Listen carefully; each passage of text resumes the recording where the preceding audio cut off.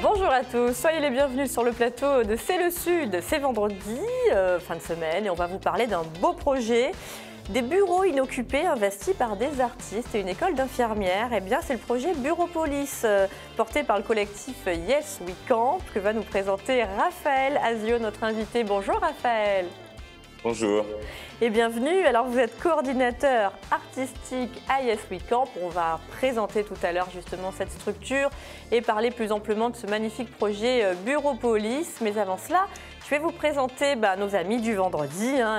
On va commencer par Carole, bien évidemment. Carole et sa recette, comment ça va? Bonjour Alexandra, bonjour Sébastien, bonjour Raphaël, bonjour à tous. Ouais. Donc aujourd'hui, on va se faire des petits crackers pour l'apéritif. On va les faire soi-même. Je pensais que c'était très difficile. Ouais. En fait, j'ai une recette comme toujours simple, locale, avec quelques ingrédients. Et en plus, vous allez goûter, vous me direz ce que vous en pensez. Moi, j'adore les crackers. C'est Je vrai pourrais manger toute la boîte quand je tombe dessus. Ça tombe Je ne sais bien. pas si c'est calorique ou pas, vous nous direz Non, ça tout à l'heure. non, juste ce qu'il faut. Juste Génial. pour le plaisir, Je vais se faire tous du les bien. manger, alors voilà, pour me faire du bien et me faire plaisir. Et puis pour se faire du bien aussi, on va suivre les conseils de notre sophrologue, Sébastien Melin. Bonjour Sébastien. Bonjour Alexandra, bonjour Carole, bonjour Raphaël, bonjour tout le monde.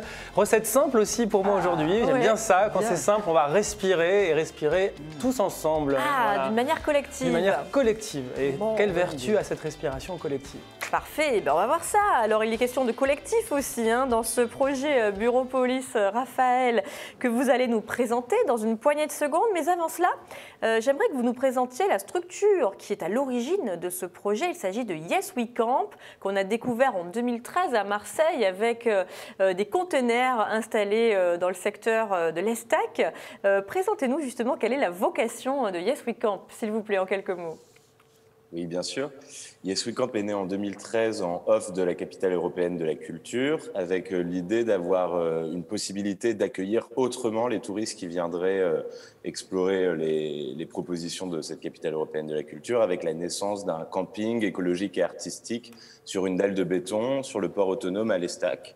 Un camping artistique qui a vécu pendant 8 mois et qui a soudé un collectif d'architectes, urbanistes et artistes autour de cette proposition, qui s'est ensuite impliqué dans divers projets en France, à Paris, et notamment qui a monté le projet des Grands Voisins dans un ancien hôpital abandonné dans le 14e arrondissement à Paris, et qui a donné une expertise de gestion de lieux temporaires à l'association.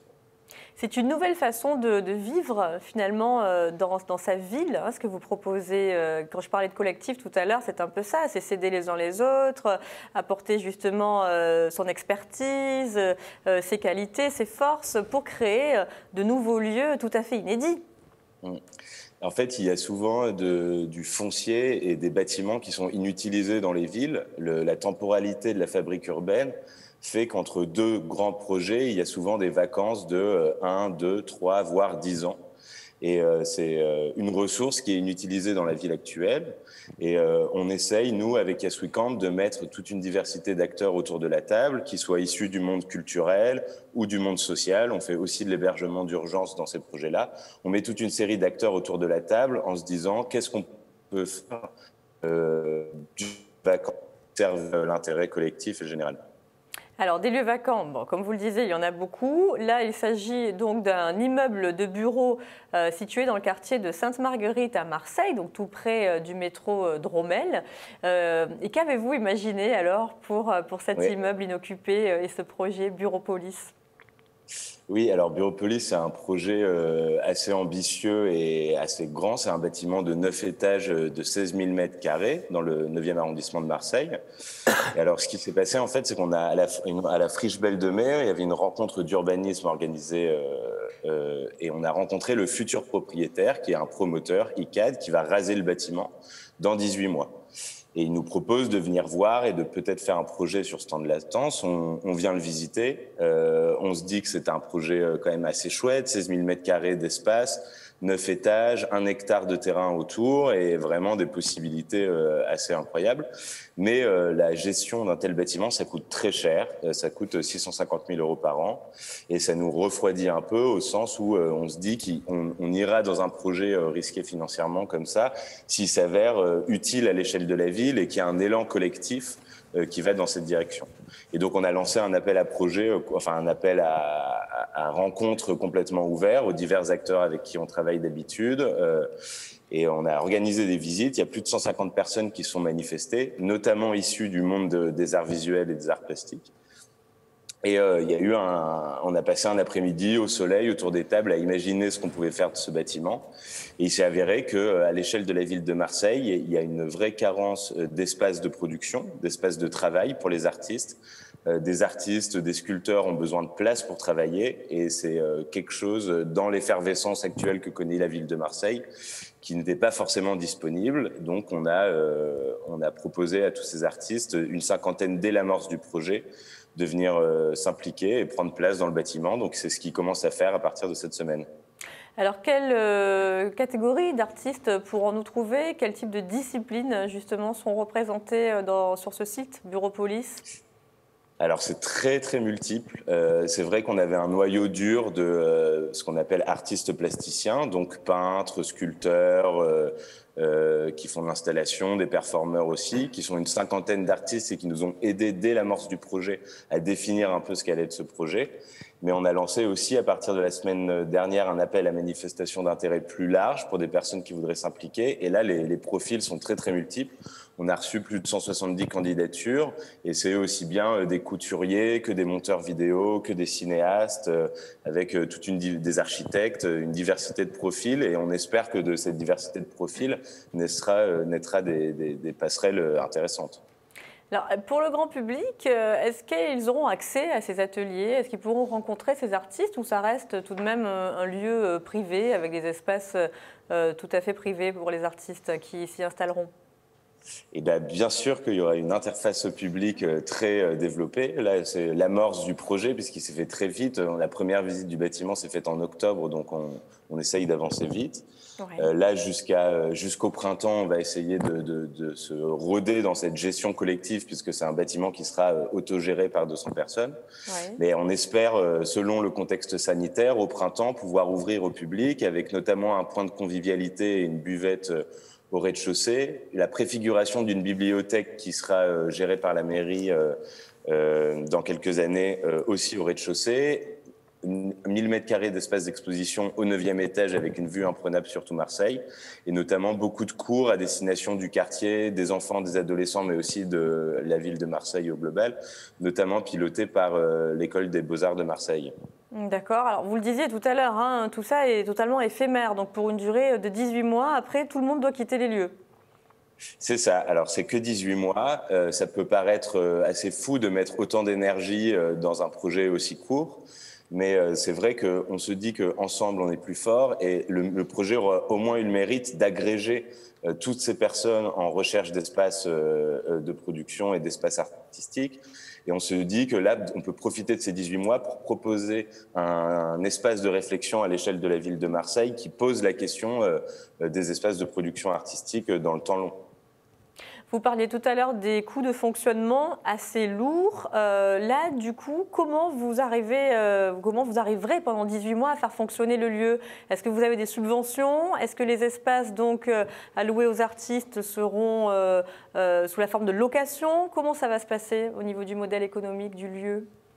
Ouais, alors les modèles économiques comme ça, sur des projets aussi courts et aussi ambitieux, ils se font un peu en marchant. Mais en tout cas, ce qui est sûr, c'est qu'on a une base assez précise. Il y a une subvention de la ville de Marseille et de quelques autres acteurs, avec la ville de Marseille qui s'est impliquée très en amont du projet, dès son amorce. Et en fait, pour le modèle économique, on regarde combien le bâtiment coûte, on regarde combien on arrive à avoir de subventions, et on regarde ensuite ce qui reste à payer. Et sur ce qui reste à payer, on établit le prix des contributions aux charges.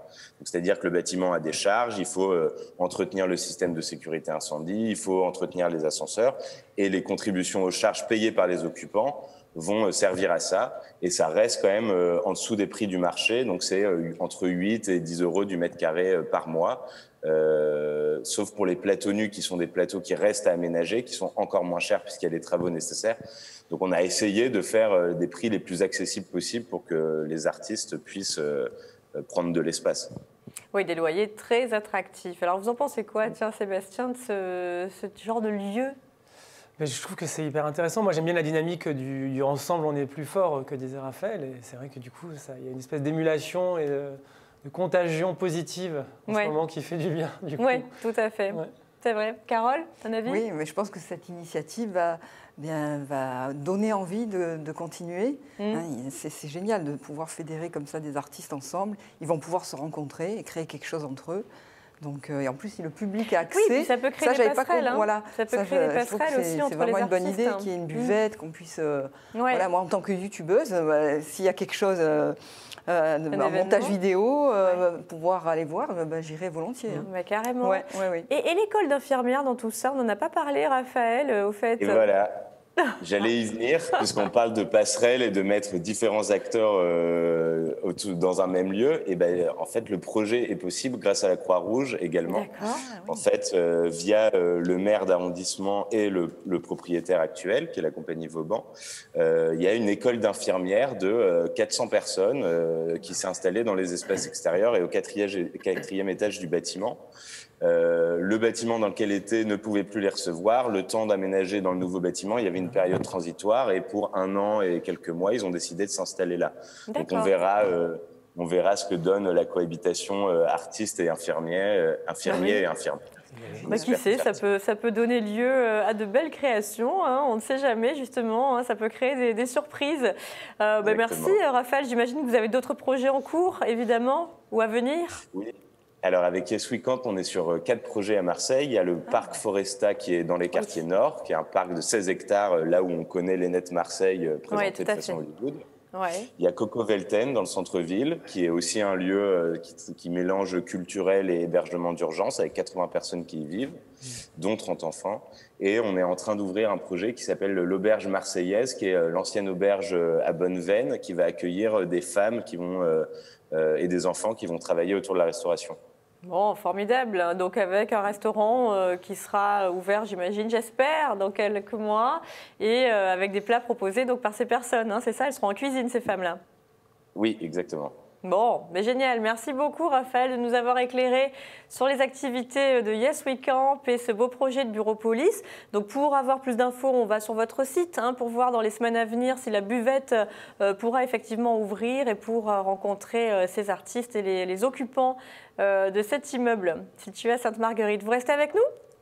Oui, tout à fait. Merci beaucoup. On va respirer à présent. Je ne sais pas si vous avez besoin de respirer, mais en tout cas, il est question de collectif, une fois de plus, Sébastien, puisqu'on va respirer en groupe. On va se laisser entraîner justement par une énergie positive que vous allez insuffler sur ce plateau, même si elle est déjà là un petit peu, et qui va permettre de nous calmer. Surtout, là, c'est le début des vacances scolaires. Vendredi, il y a peut-être quelques parents qui vont se trouver au bord de la crise de nerfs, là, c'est ça, dans les jours à venir. J'ai profité justement que les vacances commencent ce soir pour essayer d'apporter aux familles une routine qui peut être intéressante, puisque l'idée, en effet, c'est de surfer, et on est dans le thème du jour, là, sur le collectif et la convivialité, et de venir parler de respiration synchrone. Alors, qu'est-ce que c'est que la respiration synchrone? Synchrone comme synchronisé. Donc, il faut se caler les uns sur les autres. L'idée, ça va être de respirer, en fait, ensemble, au même rythme. Et donc, comment ça va se passer tout ça? Par exemple, si on prend une famille avec les 2 parents et 2 enfants, tiens, un exemple, eh bien, l'idée, ça va être quoi? De pouvoir s'installer donc tous ensemble. On va désigner un guide. Donc, on va dire qu'un des parents va être le guide pour faire cet exercice-là. Voilà, c'est vous aujourd'hui le parent. Alors, guide. Aujourd'hui, ça peut être moi le parent. Et puis, l'idée de cette respiration donc synchrone, c'est aussi, en plus de respirer ensemble au même rythme, ça va être d'avoir une égalisation du temps d'inspiration et du temps d'expiration. Donc, on va compter jusqu'à 5 pour le guide, 5 secondes pour une inspiration. Et donc, tout le monde va inspirer sur ces 5 secondes-là. Alors, le guide peut le faire en comptant à voix haute. Mais il n'arrive pas à faire les deux en même temps, lui. 3. Voilà, en effet, lui, il va plutôt être en effet le guide. Oui, il ne fait pas le pauvre. Soit, en effet, il peut aussi le faire comme ça, avec tout simplement ses doigts qui vont montrer le signal, ce qui lui permet aussi de pouvoir inspirer en même temps, participer. Et ensuite, sur les 5 secondes qui suivent, l'expiration va se faire. Et donc, on va faire ensemble cette respiration comme ça, et pendant environ, on va dire, 2 minutes. D'accord. Ça veut dire qu'on va avoir une douzaine de respirations qui vont se faire comme ça. Et cette respiration synchrone, eh bien, en effet, elle a une vertu qui est quelque part d'être, là aussi, on parlait de contagion positive, eh bien, quand on respire comme ça, en fait, ça va venir quelque part rééquilibrer le système nerveux. Quand on équilibre son temps d'inspiration et son temps d'expiration, et qu'on le fait comme ça pendant 1 à 2 minutes, eh bien, on appelle ça une respiration de recentrage, de rééquilibrage. Et ça crée une connexion finalement entre les personnes du groupe. Eh bien, ça va apporter une connexion entre les personnes du groupe. Ça va venir en effet calmer l'agitation, s'il y avait de l'agitation qui était là. Ça permet aussi de venir redonner de l'attention. Et donc, du coup, on a une espèce de respiration à l'unisson qui vient en effet transmettre quelque chose d'hyper positif à l'ensemble du groupe qui la pratique. Bon, et donc, mal, pour les parents et les enfants, c'est vraiment l'occasion de trouver une routine. En plus, c'est un moment de complicité, c'est du partage en fait. Oui, voilà. C'est tout bénef. C'est tout bénef. Et c'est 5 respirations, enfin, c'est 5 secondes où on peut faire 4 ou 3 si c'est difficile. Alors, si c'est elle a raison, Carole, parce que c'est vrai que 5 secondes, c'est un peu long. Alors, selon l'âge, en effet, par exemple, des enfants. Oui. Et si on n'est pas entraîné, pas exercé. Et puis, si on n'est pas entraîné, c'est en effet, l'essentiel va être d'équilibrer ces temps d'inspiration et d'expiration. Et c'est vrai qu'on peut très bien commencer par 3, par exemple, en faisant 1, 2, 3, ce qui sera plus facile peut-être pour tout le monde. Et si on voit que la famille, par exemple, y arrive, eh ben, on passe à 4, on passe à 5. Et puis, ce qui peut être amusant aussi, une fois que ça s'est installé, c'est de passer le relais, pourquoi pas, à un des enfants. Parce qu'il n'y a pas d'âge. On peut se dire, tiens, maintenant que tu as compris le principe, aujourd'hui, c'est toi qui fait un peu le chef d'orchestre. Et puis, c'est toi qui vas donner les indications. Ce qui est intéressant, c'est de faire comprendre à l'enfant qu'il y a toujours ce même temps. Donc, voilà. C'est ça. D'inspiration et d'expiration. Alors, on le fait, vous avez dit, pendant combien de temps? Alors, idéalement, on va le faire pendant 2 minutes. 2 minutes, d'accord. Donc, on se met un petit chrono. On se met un petit chrono, on se le fait. On peut être assis, on peut être debout, on peut se le faire en cercle. Et est-ce qu'il y a une importance? Alors, je sais qu'en sophrologie, quand vous faites souvent des chroniques, vous nous dites qu'il faut inspirer par le nez, souffler par la bouche. Est-ce que ça a son importance ou pas du tout? Ça peut avoir une importance. On peut essayer de le faire comme ça, en effet. Déjà, le faire comme chacun le sent. D'accord, donc on peut le faire que par le nez. On pourrait le faire que par le nez. Ce qui va vraiment compter là, c'est de le faire ensemble et d'avoir cet équilibre des temps d'inspiration et d'expiration. Donc, et après, on peut aussi, même si le guide le fait à voix haute, on peut aussi dire aux enfants de fermer les yeux, par exemple, si c'est plus facile pour eux. S'ils entendent du coup le décompte, ça peut aussi marcher. Et puis on peut même aller plus loin du coup en leur faisant imaginer, pourquoi pas, avec leur respiration, qu'ils sont en train de souffler doucement sur une bougie à chaque fois qu'ils expirent. On peut leur faire imaginer aussi plein de choses en plus pour les motiver à respirer comme ça pendant 2 minutes. Est-ce qu'il y a un moment dans la journée, Sébastien, qui est plus propice à ce genre de respiration? Peut-être le soir pour s'apaiser, ou alors justement pendant un moment d'agitation, vraiment l'après-midi, les enfants jouent, font beaucoup de bruit. On leur instaure ce temps de pause. Qu'est-ce que vous conseillez? À quel moment on le fait? Alors en effet, attendre que créer le temps calme quand il y a besoin. Comme c'est vraiment quelque chose qui va faire baisser l'agitation et redonner de l'attention, en méthode un peu, allez hop, temps calme, on se repose, c'est très bien. Pause, Et le soir, c'est chouette parce que si vous faites ça en effet comme routine, 1 heure avant, une demi-heure avant d'aller au lit pour les enfants. Oui, ça peut être le déclic, le signal du moment où on se détend. Ça y est, c'est le soir, on se calme, on se pose, on s'apprête à aller se coucher. On s'apprête à aller se coucher et du coup, en effet, ça donne aussi un point de repère aux enfants. Les enfants ont besoin de points de repère souvent. Et c'est vrai que là, c'est typiquement un exercice qui rentre dans ce cadre-là. Donc on le fait tous les jours? On peut le faire tous les jours, on peut le faire. Et puis en plus, moi je parle des enfants, mais dites-vous bien qu'on peut le faire entre adultes. Ce qui est intéressant dans cette respiration, c'est que plus on est nombreux, plus on a quelque part une sensation d'unisson et de partage qui peut se créer dans cette respiration. C'est compliqué, non, de se caler à 10, 20, 30. Vous avez une petite anecdote, il me semble, à ce sujet? Eh bien oui, parce qu'en fait, figurez-vous que David O'Hare, qui est un médecin qui a beaucoup travaillé sur la respiration et sur la cohérence cardiaque, il y a 3 ans, en avril 2018, il y avait un congrès à Marseille qui a eu lieu à la fac de médecine. Et il y avait 500 personnes dans le public. Et David O'Hare, le médecin, a lancé 2 minutes de respiration synchrone avec les 500 participants du congrès. 500 personnes qui ont réussi à se caler, et du coup, chacun les uns sur les autres, c'est super dur. Exactement. Et en fait, il s'en est passé quasiment des frissons. Et le médecin qui en parle dit qu'il y avait comme une sensation de chair de poule.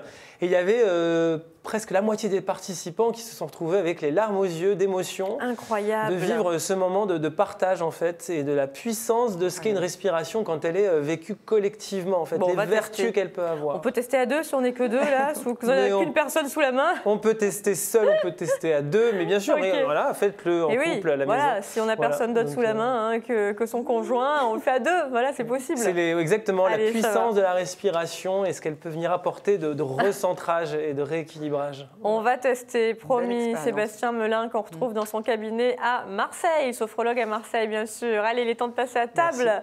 mais plutôt à l'apéro avec À l'apéro. Carole. hein. Là aussi, c'est un moment de détente bah collectivement en famille. Alors, c'est vrai qu'en ce moment, hein, on est à 18h à la maison. Oui, on a le temps du coup. On a le temps. Et on en parlait tout à l'heure ensemble hein, avec Sébastien. Ça fait du bien aussi de préparer ces petits crackers Bien sûr. et de les sortir, même si on est 3, 4, on peut être Mais il y jusqu'à a aussi 6. la notion de partage. On Mais prépare quelque partage chose pour les quelqu'un. autres. Voilà. Et on peut le faire C'est avec les enfants. c'est l'émission du C'est partage vrai. aujourd'hui. Ce week-end, voilà. hein, on va Aimez-vous les uns vraiment- les autres, on va embrassez-vous, faites-vous des compliments. Voilà. Oui, mais aujourd'hui, ce week-end et aujourd'hui c'est la journée du télé. partage. C'est ces petits moments, finalement, moi, j'appréciais pas autant, mais de me Ouais. mettre en cuisine. Moi, les crackers, je pensais que c'était hyper difficile Mais à oui, faire. alors vous les faites de A à Z là. Vous Ah n'avez oui. pas pris des crackers sur lesquels vous avez collé Ah les bah trucs non, ah, Non, ça se passe pas comme ça. non, je les ai faits. Et puis, c'est vraiment ce qu'il y a de plus simple, 10-15 minutes pour Alors, les mais préparer. c'est quel type de pâte alors Parce qu'on Alors, parle de pâte sablée, donc, pâte feuilletée, naninana. Je vais Les vous crackers, c'est montrer quel type de alors, pâte pour les ingrédients. Alors, vous allez voir, c'est très simple. Il y a les ingrédients pour la pâte et les ingrédients pour agrémenter les Ouais. crackers. Et chacun peut agrémenter selon ses goûts. Mais vous diriez que c'est une pâte quoi, les crackers Ben, je sais pas, c'est pas sablé, c'est pas Mais feuilleté. non, c'est rien, c'est vraiment un peu ce qu'on connaît. comme du pain, c'est une pâte. Ouais. Puisqu'en fait, il y a de la farine. Ouais. Alors, je vais vous donner les ingrédients Allez, pour on les regarde. une trentaine de crackers. Donc, c'est 150 Pour les grammes gourmands. de farine. Et c'est là où vous vous rappelez, on en a parlé il y a 15 jours de cette farine intégrale de petit Oui. épeautre de Provence. Et il y connaît bien, hein, Sébastien. Et ouais, alors, je suis un ça. pro. Ouais, des c'est un farines. fan déjà de ces farines qui sont plus digestes parce qu'il y a peu de gluten dans le petit épeautre. En plus, c'est un produit local. On Donc peut tout moi, faire avec ça tout, absolument tout. D'ailleurs, ça c'est pour vous parce que je vous avais oui, mon je vous avais Dieu, promis. elle est trop Ça c'est gentille, je prendrai c'est un après. producteur donc C'est adorable. de fort calquier Oh. qui j'ai mon micro qui est parti. là. Alors on va le. Alors, c'est On pas va le grave. remettre comme ça, vous arrivez à Oui, le oui, remettre je vais toute y seule en arriver, je vais y parlant. Elle est arriver. trop forte, Carole. On cale derrière la petite Voilà, ça, encoche, là, bah, derrière. je vais la laisser là, Allez, ça on va le tient, tenir. Je vais pas trop On va y bouger. arriver. Donc c'est une farine qui est faite à écraser à la meule de pierre. Ouais. Donc Waouh. c'est vraiment un produit qu'on trouve en magasin bio, chez des producteurs locaux. Donc Ah, je suis vous me touchée, direz. merci. Ben, Ah, vous me direz. merci beaucoup, Carole. Donc une fois qu'on a cette farine, il suffit de rajouter juste 2 petits ingrédients Ouais. pour la pâte, du vin blanc et de l'huile d'olive. D'accord, Voilà, 5 centilitres, ça fait un petit verre à liqueur. c'est tout. Et ça, c'est la petite astuce, de la fleur de sel. Mmh. Donc ça, cette fleur de sel va permettre aux crackers d'être salés, parce qu'un cracker, Ah oui, ça, oui, oui, faut que oui. ce soit salé. Il faut Voilà. que ça ait du goût. Et puis croustillant, donc la fleur Ah de oui. sel, ça va être parfait. Trop bien. Et puis alors là, moi, je vous propose de rajouter, pour agrémenter, juste du thym et du romarin frais. Magnifique. Là, je les ai ramassés dans le jardin ce matin. Waouh, Et pourquoi pas, si vous voulez, un petit peu d'olive noire. C'est ce que j'ai fait aujourd'hui trop bien. pour voilà, vous allez les goûter. Mais pas beaucoup, quelques olives, moins de 10 petites olives noires. D'accord. Et avec ça, voilà, ça On suffit. est bon. On est bon. On suit la recette. On suit la recette et vous c'est allez voir, vous allez parti. J'ai comprendre que hâte. c'est très facile. Je vais les faire à la maison, moi, tiens. Alors, du thym et du romarin frais, ou si vous n'avez que du thym ou du romarin, ça marche aussi, hein, Ouais. Alexandra. On va effeuiller le thym frais comme ça en tirant sur la tige de haut en bas. Ouais. Et les petites feuilles, vraiment, elles se détachent très très C'est facilement. important qu'il soit frais. Ah ben c'est bien. Oui, c'est Bon mieux. après si on n'a pas D'accord. du frais, mais ça donne vraiment un goût particulier. Alors j'ai fait la même chose avec le romarin, Ouais. sauf que le romarin a des aiguilles, hein, c'est Oui. des feuilles très longues. Alors il faut les émincer au couteau. Alors j'ai Pour pas que ça essayé. vous reste en travers de la Voilà, gorge. j'ai essayé avec le robot, ça marche pas, ça casse la fibre, ça fait des Ah, fils. oui. Donc il faut couper le romarin au Au couteau. couteau. Voilà, donc j'ai à peu près 30 grammes hein, d'herbe. Ensuite, là, je vais couper 8 à 10 petites olives noires en Ouais. petits morceaux. Et puis, on va tout mettre dans un saladier. Alors, d'abord, la farine de petit épeautre. Ouais. Ensuite, donc là, les herbes que j'ai choisi de mettre. Ouais. Les quelques olives noires coupées en petits morceaux. Et puis, on rajoute l'huile d'olive.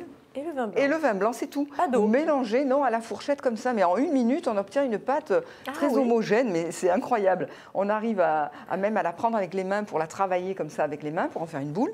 Ouais. Et cette On boule, dirait un cookie. ouais, eh ben c'est ça, un cookie salé. Et pour aplatir cette boule, eh bien, je vais la mettre entre deux feuilles de papier cuisson Ouais. et j'aplatis au rouleau à pâtisserie sur à peu près 2-3 mm. D'accord. Plus ça va être fin et plus ça va être croustillant. Vous pouvez les faire plus épais si vous aimez. Hein. Ok. Alors, avant de mettre au four, première astuce, on saupoudre de fleur de sel qu'on aplatit pour qu'elle adhère à la pâte.